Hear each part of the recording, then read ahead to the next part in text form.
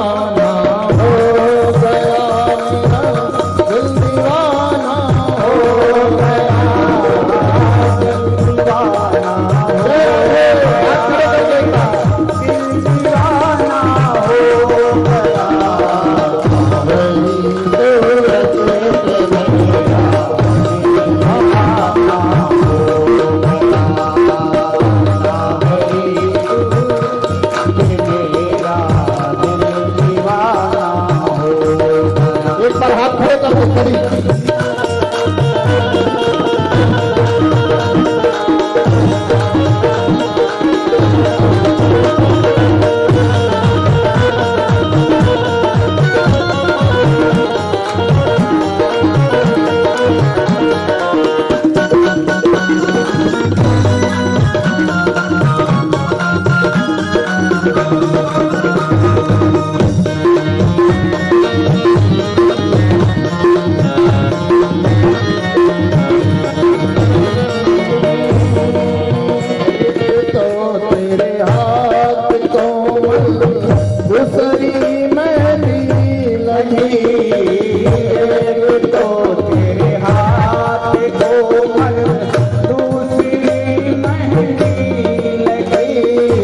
दूसरी मेहंदी लगी हाथ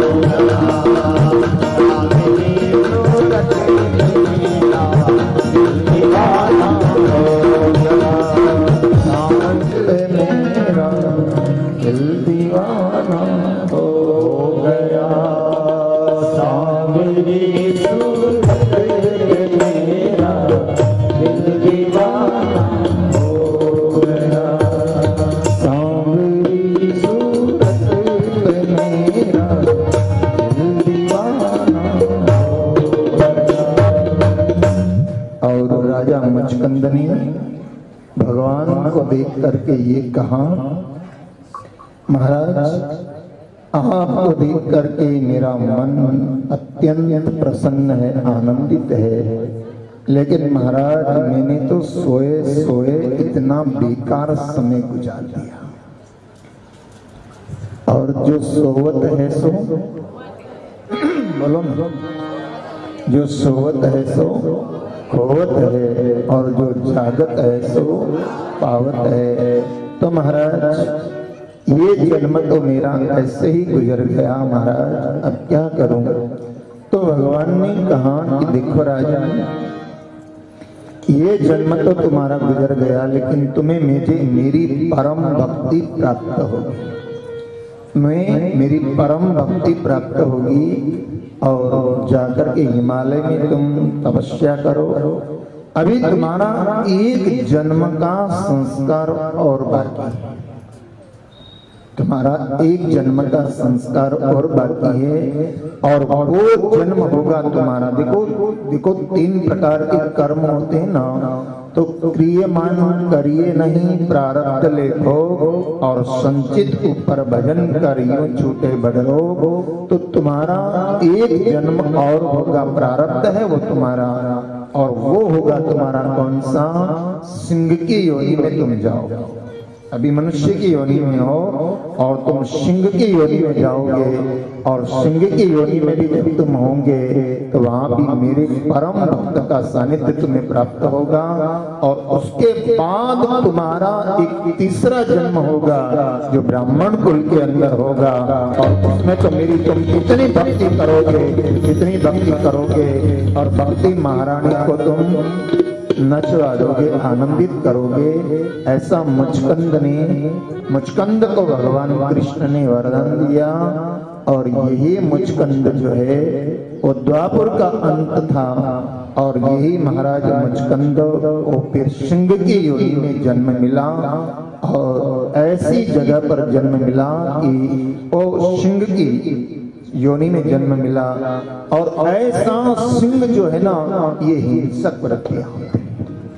और राजा मुचकंद को सिंह की योनि क्यों मिली? क्योंकि इतने दिनों तक राक्षसों के साथ में युद्ध किया, और युद्ध करते करते हमारी वृत्तियां जो है ना, और इसलिए समझना, आप जितने शांत रहना, सत्संग में आना जाना रहोगे ना, तो आपकी वृत्तियां हिंसक नहीं होगी, आपकी वृत्तियां क्या होगी, करुणामय। जैसे व्यक्ति का संग करोगे वैसा तुम्हारे जीवन के अंदर रंग लगने वाला है। ये निश्चित बात है कि आप क्रोधियों के बीच में बैठना शुरू कर दोगे, तुम्हारी बैठक क्रोधियों के बीच में है तो तुम भी एक दिन निश्चित क्रोधी हो जाओगे। तुम्हारी बैठक अगर कामियों के बीच में है तो तुम्हारी वासनाएं और ज्यादा बढ़ जाएगी, और तुम्हारी बैठक अगर संतों के बीच में है तो तुम्हारे जीवन में। तो ये जो सिंह की योनि में जाने का एक प्रारब्ध था, और प्रारब्ध था इसलिए ये मुचकंद महाराज जो हैं सिंह की योनि में चले गए, और ऐसी हिंसक वृत्तियां कि मनुष्य नरभक्षी सिंह हो गए। लेकिन एक परम भक्त है जिनका नाम है पीपाजी महाराज, और ये पीपाजी महाराज कैसे राजा, पीपाजी महाराज पूर्व में राजा थे, फिर वैराग्य हो गया और फिर भगवान की भक्ति में लग गए। ये पीपाजी महाराज जा रहे हैं कहाँ, द्वारिका की यात्रा पर। और द्वारिका की यात्रा पर जब जा रहे हैं तो एक ऐसी जगह पर वो पहुंचे कि उस गांव के अंदर वही ये मुचकंद जो सिंह बना हुआ है, पूर्व जन्म का राजा मुचकंद सिंह बना हुआ है और नरभक्षी हो गया। उस गांव में जब पीपाजी महाराज पहुंचे तो लोग पीपाजी के सामने रोने लगे। देखिए, कष्ट कहाँ कहना चाहिए, जीवन में कष्ट सबको आते हैं, लेकिन हमारे दुख कहाँ व्यक्त करना चाहिए, कष्ट कहाँ कहना चाहिए। हर एक जगह पर अपने दुखों की कहानी मत कहो। क्या? हर एक जगह पर अपने दुखों की कहानी मत कहो, क्योंकि हंसी उड़ाने वाले लोग, बोलो ना, हंसी उड़ाने वाले लोग ज्यादा होते हैं और समाधान देने वाले लोग बहुत कम होते हैं। कई लोग ऐसे तो हंस हंस करके और हमारे मन की बात जान तो लेंगे, लेकिन बाद में क्या करेंगे, मजाक उड़ाएंगे, हमारी हंसी उड़ाएंगे। तो वो गांव के लोग बड़े दुखी थे उस सिंह के द्वारा कि नरभक्षी हो गया था, बच्चों को उठा करके ले जाता था। तो उस सारे लोग, गांव के लोग जब पीपाजी महाराज पहुंचे तो पीपाजी जैसे संत के सामने सब लोगों ने अपने दुख की बात कही। और जीवन के अंदर दुख भी आए तो हर एक जगह मत कहो, किसको कहो, ध्यान देना, या तो गुरु के सामने जाकर के कहो या फिर किसी संत के सामने जाकर के कहो। संत और गुरु क्या करेगा, तुम्हारे दुख का समाधान लाएगा। संत क्या करेगा, तुम्हारे दुख का समाधान लाएगा, उस दुख का निवारण करेगा। और दुनिया के सामने कहोगे तो तुम्हारे आंसू पहुंचने की बजाय क्या करेंगे, तुम्हारी हंसी उड़ाएंगे। इसलिए शास्त्र में कहा गया है कि तागे क्या रोइए, इता आगे क्या रोइए, जो आंसू पहुंचे ना। उसके सामने कभी रोना मत, उसके सामने कभी रोना मत, और रोना उसके सामने जो तुम्हारा समाधान करते हैं। बाकी तो जीवन में कष्ट भी आए तो मुस्कुराते रहो। और इसलिए आज कह देना चाहूंगा, मैंने कई बार शिव पुराण में भी कहा है कि मुस्कुराने के मकसद न ढूंढ, मुस्कुराने के मकसद न ढूंढ, वरना जिंदगी यूं ही कट जाएगी। मुस्कुराने के मकसद न ढूंढ, वरना जिंदगी यूं ही कट जाएगी। अरे कभी बेवजह भी मुस्कुरा ले, तेरे साथ जिंदगी भी मुस्कुराने के मकसद न ढूंढ। आज पहला दिन है नानी भाई के मायरे का, और अपनी दिल की किताब पर ये लिख करके जाना कि मुस्कुराने के मकसद न ढूंढ, वरना जिंदगी, बोलो ना इंदर, यूं ही कट जाए। मुस्कुराने के मकसद न ढूंढ, वरना जिंदगी यूं ही कट जाएगी। और कभी बेवजह भी मुस्कुरा ले, कभी बेवजह भी मुस्कुरा ले तो तेरे साथ जिंदगी भी, बोलो ना, तो मैं तेरे साथ जिंदगी भी मुस्कुराएगी। मुस्कुराने के मकसद न ढूंढ, वरना जिंदगी यूं ही कट जाएगी। हंसते रहना चाहिए, मुस्कुराते रहना चाहिए। जीवन में व्यथाएं दुख आदि तो आते हैं, लेकिन सूत्र लेकर के जाना कि जो व्यथाएं प्रेरणा दे, जो व्यथाएं प्रेरणा दे, उन व्यथाओं को दुलारो, क्योंकि दुख हमारे को भगवान के नजदीक पहुंचाता है और सुख हमें भगवान से दूर ले जाता है। इसलिए दुख से घबराओ मत, दुख से भी कुछ सीखने का प्रयास करो कि जो व्यथाएं प्रेरणा दे, जो व्यथाएं प्रेरणा दे, उन व्यथाओं को दुलारो और जूझ कर कठिनाइयों से रंग जीवन का निखारो। जूझ कर कठिनाइयों से रंग जीवन का निखारो और फूल गिर गिर कर खिला है, फूल गिर गिर कर खिला है और दीप बुझ बुझ कर जला है। अभी कौन सा दौर चल रहा है? कल मुझे एक पत्रकार बंधु पूछ रहे थे कि महाराज परीक्षाओं का दौर चल रहा है और कई बच्चों के अंदर हीनता आ जाती है, परीक्षाओं में घबरा जाते हैं। नहीं, जो व्यथाएं प्रेरणा दे, उन व्यथाओं को दुलारो और जूझ कर कठिनाइयों से रंग जीवन का निखारो और फूल गिर गिर कर खिला है और दीप बुझ बुझ कर जला है। समझ में आ रही है? अरे बोलो तो सही। फूल गिर गिर कर खिला है और दीप बुझ बुझ कर जला है। और जीवन में अगर दुख आए तो आरती उसकी भी उतारो, जीवन में अगर दुख आए तो आरती उसकी भी उतारो। और जो व्यथाएं प्रेरणा दे, जो व्यथाएं प्रेरणा दे, उन व्यथाओं को दुलारो और जूझ कर कठिनाइयों से रंग जीवन का निखारो। तो उस नगर के लोग, उस गांव के लोग पीपाजी महाराज के पास पहुंचे और पीपाजी को जाकर के कहा, महाराज हम तो बड़े दुखी हैं। पीपाजी ने पूछा क्या हुआ? बोले महाराज यहाँ हमारे जंगल पास में है और इसमें एक नर पक्षी सिंह है। ये सिंह कौन था? बोलो ना, मुचकंद महाराज। ये सिंह के योनि में गए, कोई प्रारब्ध रहा होगा और वो नरभक्षी हो गए। तो बोले वो सिंह हमें इतना परेशान करता है, कईयों को खा लिया। तो महाराज आप कोई समाधान दो, समाधान प्रदान करो। ऐसा जब पिताजी को कहा तो पिताजी ने कहा किधर रहता है वो सिंह? तो बोले इस वन में रहता है। पिताजी महाराज उसी वन की ओर चल पड़े। जब उसी वन की ओर पीपाजी महाराज चल पड़े तो सामने से वो नरभक्षी सिंह, कौन? पूर्व जन्म का मुचकंद राजा, वो नरभक्षी सिंह सामने से आ रहा है। और जैसे ही सामने से आता हुआ देखा और पीपाजी महाराज ने कहा, अरे क्या करता है तू, क्या करता है तू? अरे पूर्व जन्म में इतनी युद्ध करे जिसका परिणाम ये हुआ कि तो सिंह की योनि में गया और इस सिंह की योनि में आकर के और अभी भी तुम्हारी हिंसक वृत्तियां नहीं छूटेगी तो पता नहीं कहां भटकने का मौका आएगा।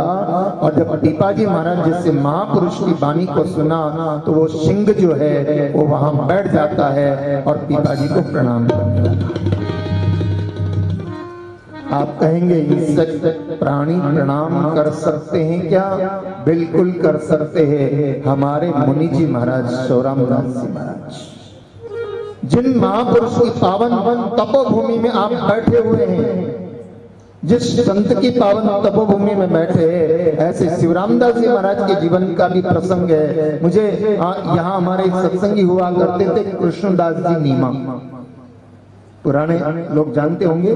कृष्णदास जी नीमा बहुत पुराने सत्संगी और दर्शन, उन्होंने मुझे एक बार किस्सा सुनाया था कि शौरामदास जी महाराज जब वहाँ चंबल के किनारे कहीं पर निवास करते थे और वहाँ उनको लेने के लिए, यहाँ से इंदौर में आए फिर चले जाते, तो उनको लेने के लिए कुछ इंदौर के भक्त लोग गए। जब भक्त लोग वहाँ चंबल के किनारे बिहड़ में जब पहुंचे तो मुनि जी बाप जी ने कहा कि देखो तुम लोग अभी मेरी कुटिया में चले जाओ, कुटिया बनी हुई, कुटिया में चले जाओ। बोले क्यों बाप जी? बोले वो वनराज सिंह आने वाला है, या मेरे पास आने वाला है। और वनराज सिंह जब आया तो भक्तों ने प्रार्थना करी थी मुनि जी महाराज को कि महाराज अब आप यहाँ से छोड़ करके और इंदौर पधार, इंदौर पधारने के लिए प्रार्थना की थी। तो उन्होंने कहा मैं इंदौर चलूंगा, लेकिन पहले तुम लोग अभी कुटिया में चले जाओ क्योंकि वनराज सिंह आने वाला है और हो सकता है कि तुम्हें देख करके उसमें हिंसक वृत्तियां जग जाए, लेकिन मुझको देख करके तो उसकी हिंसक वृत्तियां नष्ट हो चुकी है। और वो भक्त लोग बताते हैं कि वो जब कुटिया में चले गए और वनराज सिंह आया, मुनि जी महाराज ने कहा, शिवराम दास जी महाराज ने कहा, बस तू अपनी ओर से शिकार मत करना, सहज में तुझे जो तेरा भोजन है वो भगवान प्रदान कर देंगे। और अब मैं इंदौर जाने वाला हूँ। और वो सिंह जो था उसकी आंखों में से धड़ाधड़ आंसू बह रहे थे। ये संतों का प्रताप होता है, ये संतों की तपस्या का परिणाम होता है। तो ऐसे पीपाजी महाराज ने उस समय उस वनराज सिंह को कहा कि पूर्व जन्म में इतने पाप कर्म किए थे और जो हिंसक वृत्तियां थी अब उनका त्याग करो और आज से नियम ले लो कि किसी भी जीव की मैं हिंसा नहीं करूंगा। और पीपाजी महाराज का सत्संग मिला, और जिसको सत्संग मिल जाता है, रामचरितमानस कहती है कि जिसको सत्संग मिल जाता है तो 60 से 60 व्यक्ति भी जीवन में सुधर जाता है। सट सुधरई सत्संगति आई, सट सुधरई सत्संगति आई, सट सुधरई सत्संगति पाई। बहुत से ताली बजाते हैं। सत्संगति पाई,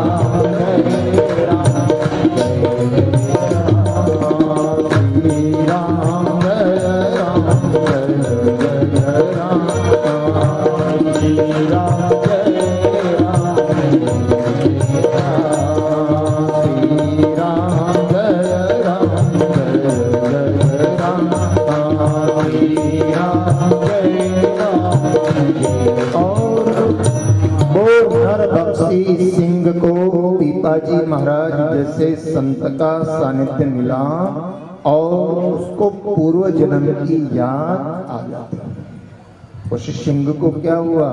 पूर्व जन्म की याद आ गई कि मैं कौन था और मुझे तो साक्षात भगवान कृष्ण का दर्शन हुआ था और कृष्ण ने मुझे कहा था कि कुछ कर्म के कारण हिंसक वृत्ति वाले सिंह के योनि में जाओगे, लेकिन वहां कौन मिलेगा?